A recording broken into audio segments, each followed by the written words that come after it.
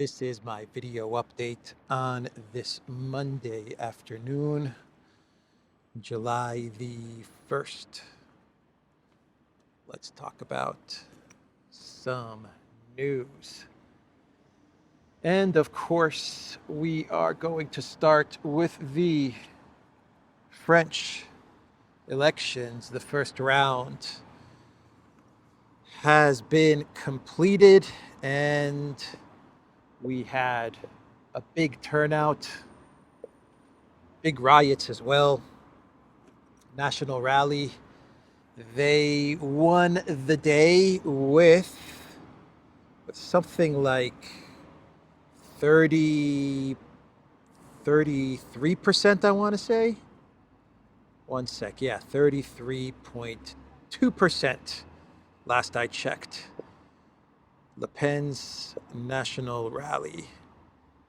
And then you had the left coalition, which is this left umbrella group that has been created to try and prevent National Rally from winning a large majority in the parliament. And they came out with 28.10%. And you had in third place Little Napoleon's party, which got 21%. So those were the results of the first round.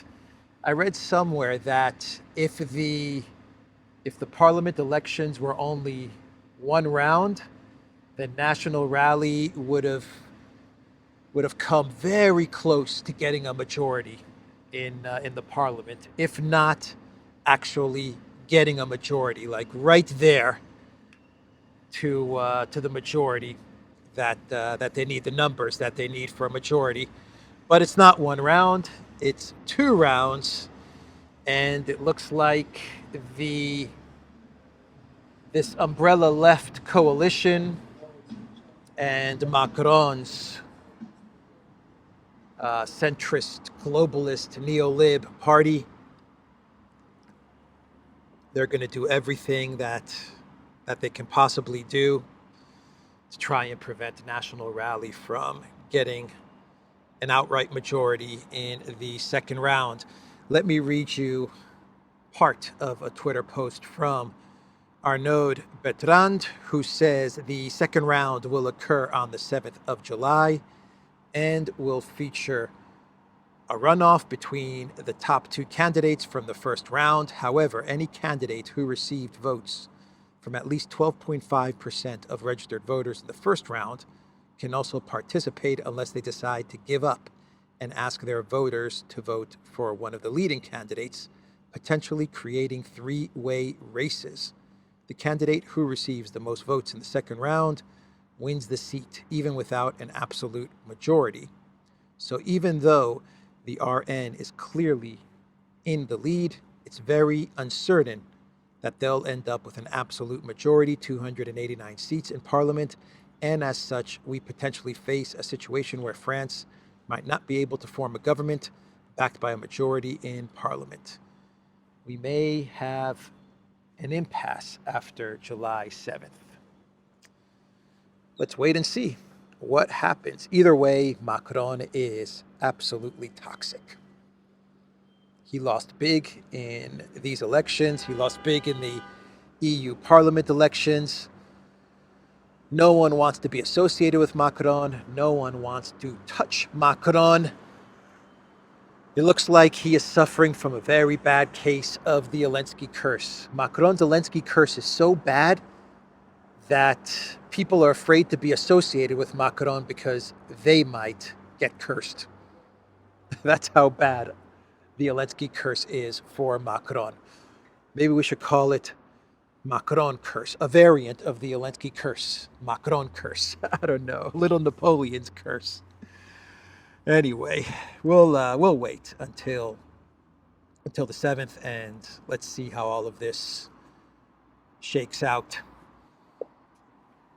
So the outgoing NATO chief, Stoltenberg, he gave an interview to the Japanese publication called Yomiuri.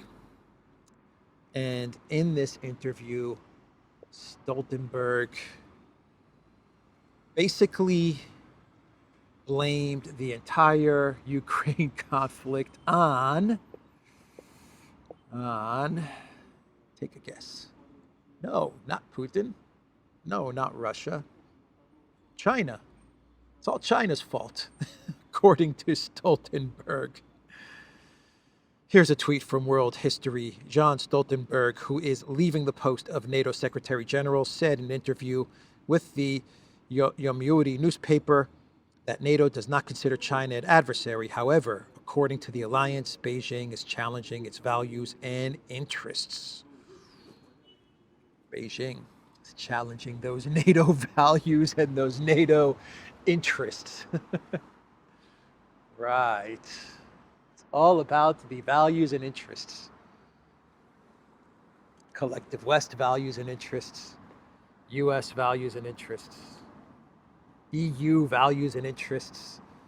Now we got NATO values and interests. What are these values and interests of NATO? Please explain, Mr. Stoltenberg. Because when I think of NATO values and interests, I don't think of anything good, that's for sure. Anyway, the Secretary General accused China of instigating the biggest conflict in Europe since World War II. According to Stoltenberg, Russia allegedly produces drones and missiles, receiving support from the export of technology and electronics from China. For this reason, the Secretary General considers it necessary to strengthen partnerships with Japan, South Korea, Australia, and New Zealand to increase pressure on China. And there you have it. There you have what all of this blaming China is all about. It's business. It's just business. NATO business. NATO in Asia, in the Pacific. NATO is branching out. It's no longer North Atlantic. It's no longer Europe. It's expanded to Eastern Europe. Now it's expanded to Project Ukraine, a new revenue stream called Project Ukraine, and a mandatory subscription model from member states for Project Ukraine. And now it is expanding further to Asia, to the Pacific, in order to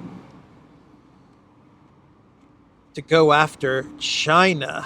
That's right. It's time for Japan and South Korea and Australia and New Zealand to start sending their money to NATO in order to receive protection from NATO. A real mafia racket, huh? NATO interests and values. It's a mafia racket, man. Pay up, Australia, New Zealand, South Korea, Japan, for protection from China or from us. I think that's the big question.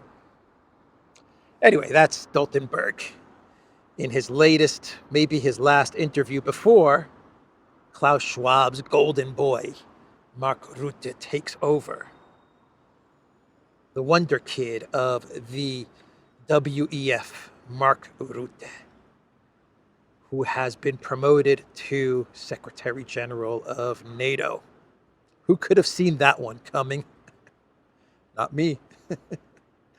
Oh boy. So Elensky gave an interview to the Philadelphia Inquirer, the Philly Inquirer. And this is an amazing interview. It's a long interview. I won't read you most of the interview. I probably won't read any of the interview, to be quite honest, except for maybe one or two quotes from Elensky, which shows the projection and delusion that plagues Project Ukraine and the man in the green T-shirt. But the reporter from the Philadelphia Inquirer traveled to Kiev and interviewed Elensky. And the article is actually an opinion piece, which is interesting. It has the title, Elensky lays out how Ukraine can win if the West loses its fear of Putin. It is impossible to help Ukraine with one hand and shake Putin's hand with the other. We only have two hands. We only have two hands. Impossible to shake Putin's hand with one and win with the other. Anyway, the article serves one purpose and is also about changing the narrative around this conflict. That's the point of this article. So the one purpose that it serves, the main goal of this article is to convince the Biden White House, if there's going to still be a Biden White House, there probably will still be a Biden White House, but the main purpose is to convince the Biden White House to green light long-range missiles to attack pre-2014 Russian territory. That's the main purpose of this article. And one of the ways that Ukraine can win, according to this article, is if it starts to hit the Voronezh air bases from where the Sukhoi fighter jets take off and launch the devastating glide bombs, the Fab 1500 and the Fab 3000s into Ukraine, into the Kharkov region.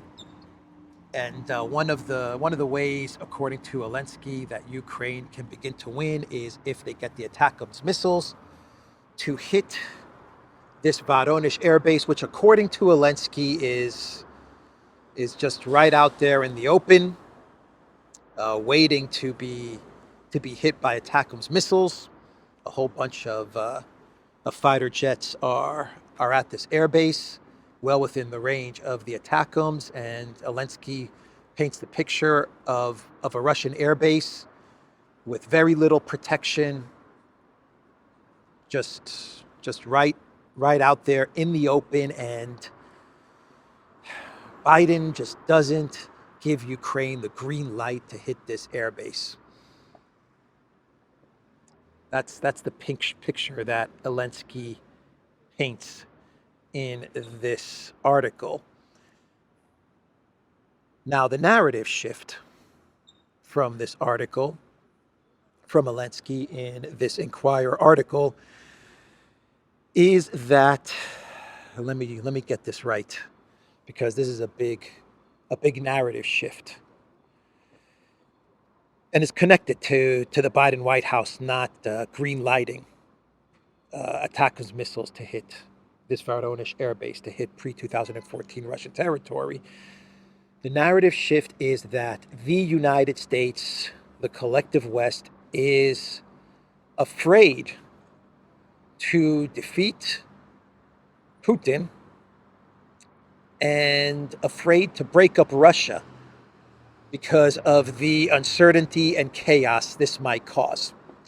And so they're restraining Elensky, and they're restraining the Ukraine military by not giving the Ukraine military permission to use the wonder weapon ATACMS, because they are afraid of the uncertainty that defeating Putin would lead to, and they're afraid of Russia breaking up if Putin were to go.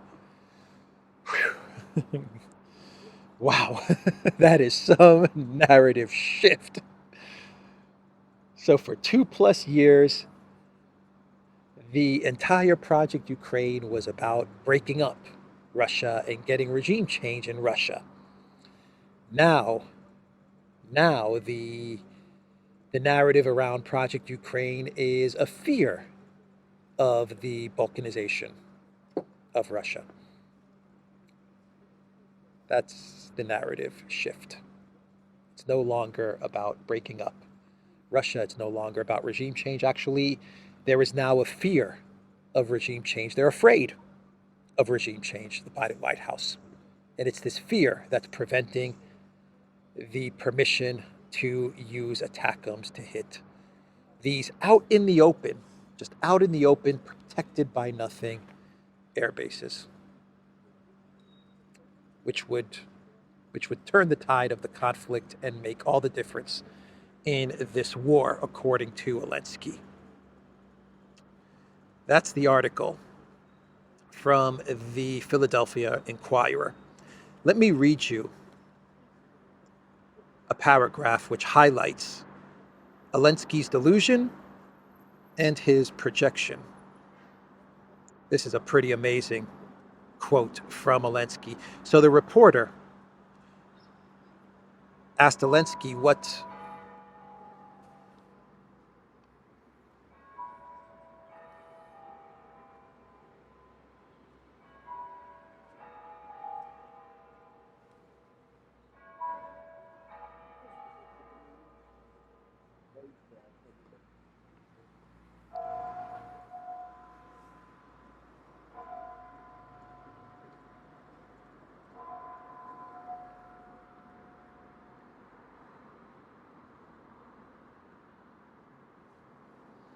it's a beautiful sound.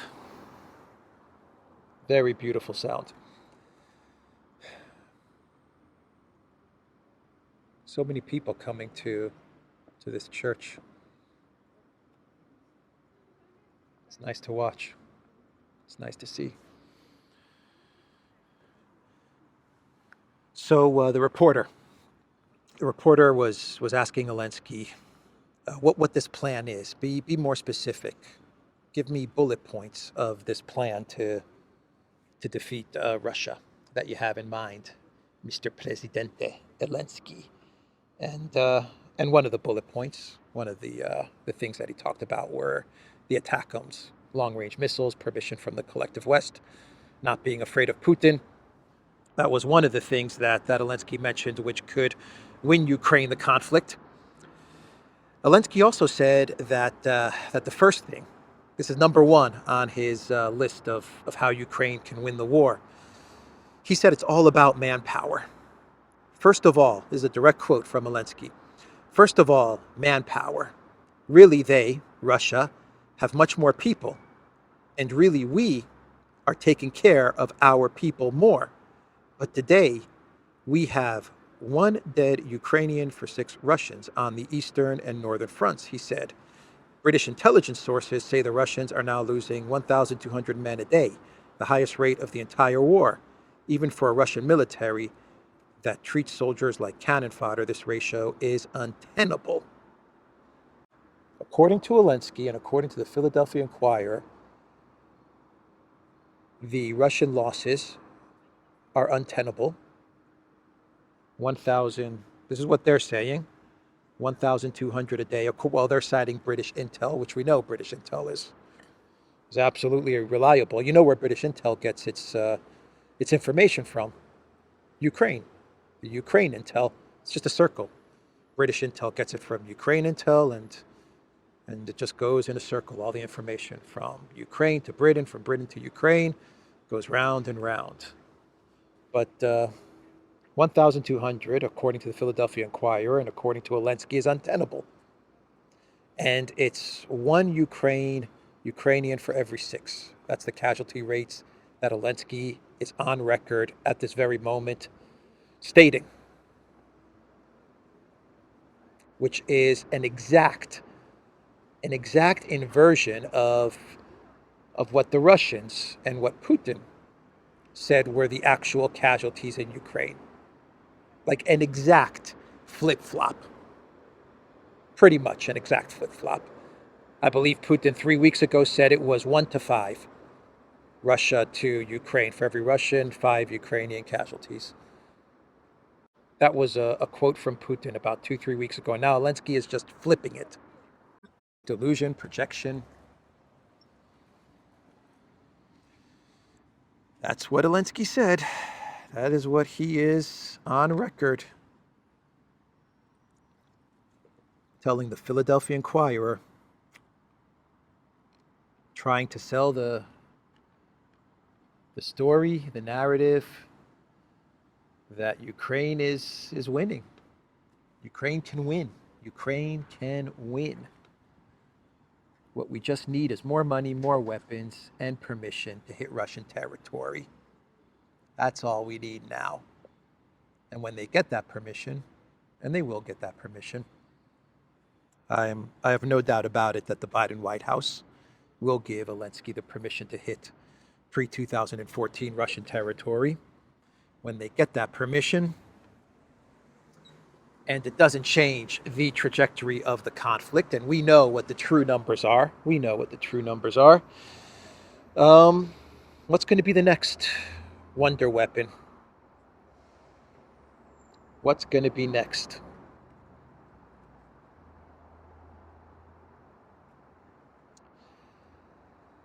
Oh boy, let's see. What else should we talk about?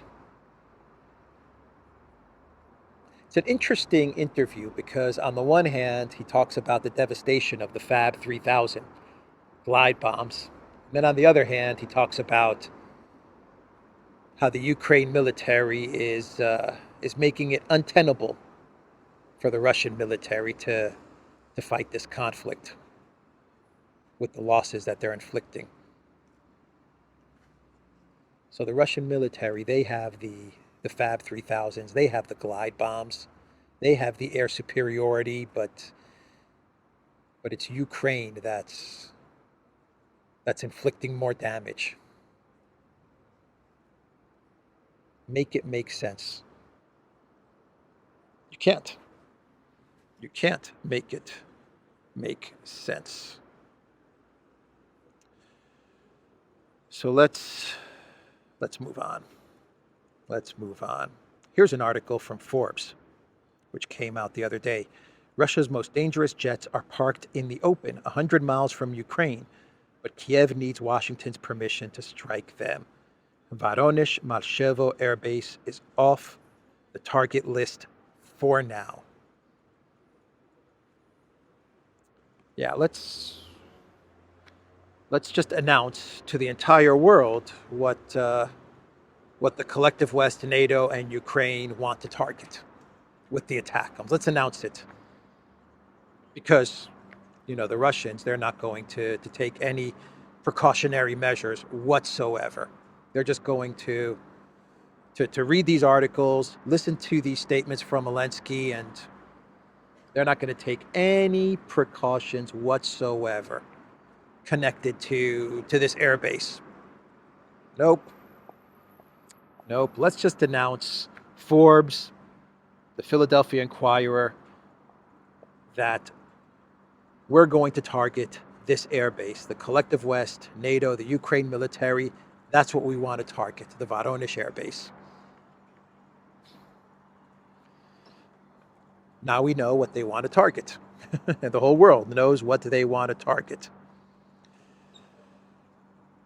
So let's talk now about Biden, because it's the Biden White House that is preventing Ukraine's victory out of fear that Russia is going to be broken apart. Oh, those script writers. They make me dizzy sometimes. Keeping up with them makes you dizzy. Anyway, the Biden White House, it looks like the family has made a decision. Should I stay or should I go? Should I stay or should I go? Should Biden stay or should he go? And it looks like the family has decided, the oligarchy, as Axios called it, the Biden oligarchy has decided that Biden should stay. That is the decision. Biden is going to stay put. He is not going anywhere. He's not stepping aside. He's not resigning. He's not handing over control to Harris. Nope. He is staying put. One bad debate does not define a man of the caliber of Biden, the man who took on Corn Pop, the man who takes on Xi Jinping and takes on takes on Putin and takes on Kim Jong-un and all of the bad guys. You think one debate's going to slow down Bidenopolis? Come on now. Come on, man. Come on, man. Biden can do more push-ups than any world leader around. That's right. Biden challenges any world leader to a push-up contest. Yeah, he's staying put. He's staying put. You know what happened? Here's what I think happened. I talked about this with Alexander in a video that we just recorded for the Duran. It'll probably be up tomorrow morning. But the Democrats, the donors, the Biden oligarchy, the Clinton family, the Obama family, Pelosi, Schumer, they all took a step back from the panic of Thursday and all of the panic over the weekend, and they probably sat down with lawyers and consultants, and they tried to figure out a way to transition from Biden. And you know what they realized? This is going to be hard. This is going to be hard. Yeah, I was watching Viva Frey and Robert Barnes, and Robert was explaining the difficulties in trying to have Biden exit, and the legal difficulties, the political difficulties are huge. Even the financial difficulties. The Biden White House has raised a boatload of money, right? They've got all of this money that they've raised, but they won't be able to transfer the money over if they decide to go with Harris or Newsom or anybody. Even if Harris, as vice president, decide to run Harris as the candidate, can't give her the money. The money has to be returned back. So I think everyone in and around Biden and the whole Democrat leaders, they realized this is not gonna be possible. That's the way it looks. That's how it looks. Now maybe things will change. Maybe they'll figure out a way to transfer the money to a new candidate. And most likely, if there were to be someone to take over for Biden, it would most likely have to be the vice president. It would have to be Harris, who's very unpopular, more unpopular than Biden. But legally, politically, even financially, it would have to be Harris.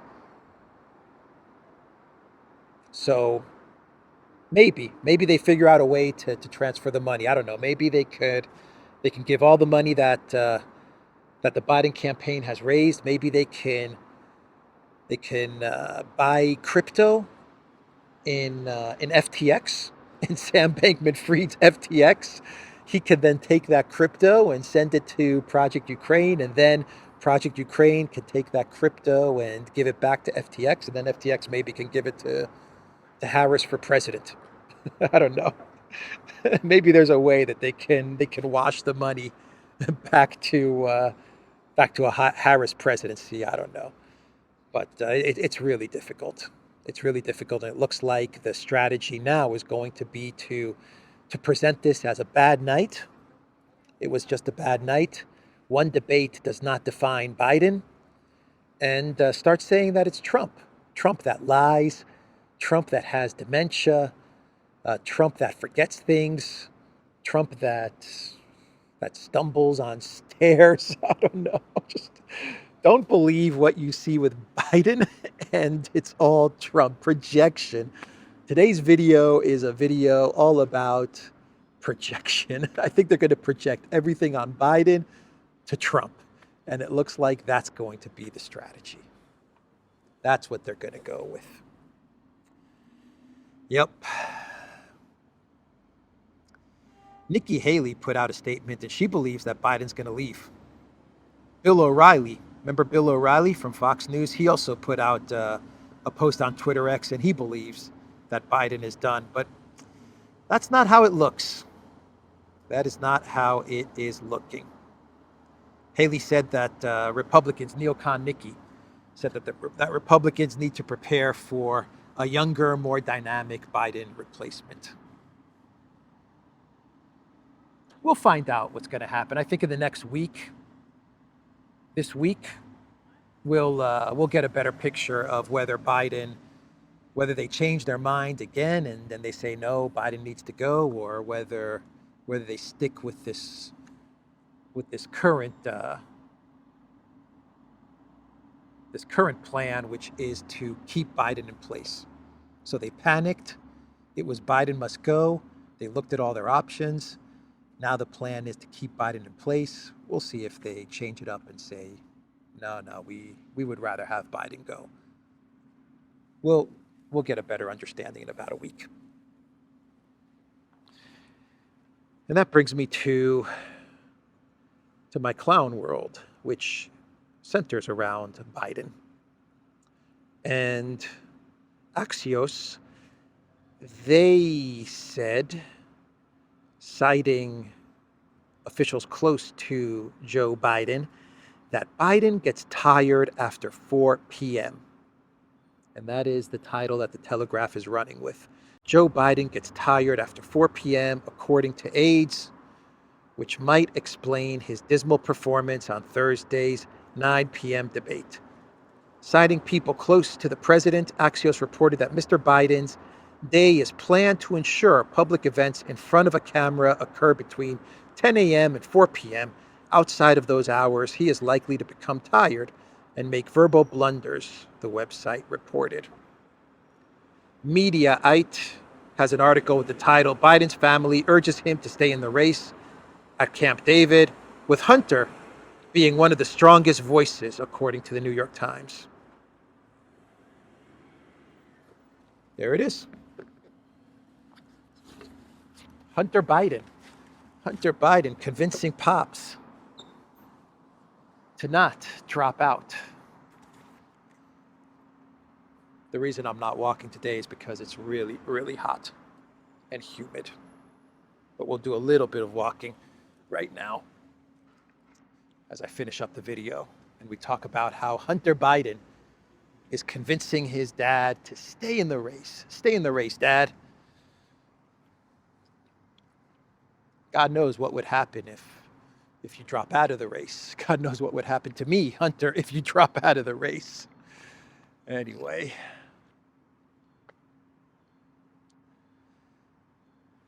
Yeah. That's Axios. 10 o'clock. He wakes up late as well. You would think that if you're president of the United States, you would probably have to wake up pretty early. I don't know, at least 7 o'clock, maybe 8 o'clock, at least 8 o'clock, Biden. Come on, man. At least 8 o'clock. 8 to 4. Nope, 10 to 4. That's when Biden is working. If something happens outside of 10 to 4, outside of that time frame, oh well, president doesn't want to deal with it. Crazy, huh? So here's another giveaway that they're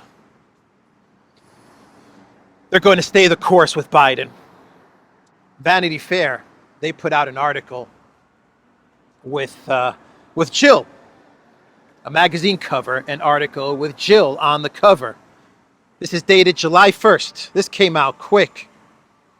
Photo session with Jill Biden, Dr. Jill.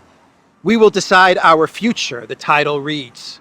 First Lady Jill Biden what's at stake in 2024, dated July 1st.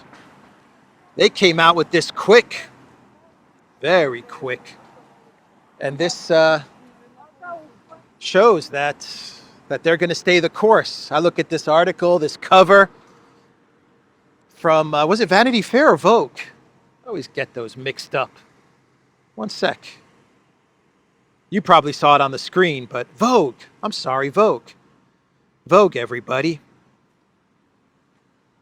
You got to get with the music. Vogue, Jill Biden. Jill and Joe Biden. Vogue, Vogue, Vogue. Uh, I'm talking nonsense. Anyway, here's the editorial note, the editor's note. The debate on June 27 spurred a discussion about whether President Joe Biden should remain the Democratic nominee. Dr. Jill Biden, the First Lady and Vogue's August cover subject, has fiercely defended her husband and stood by him.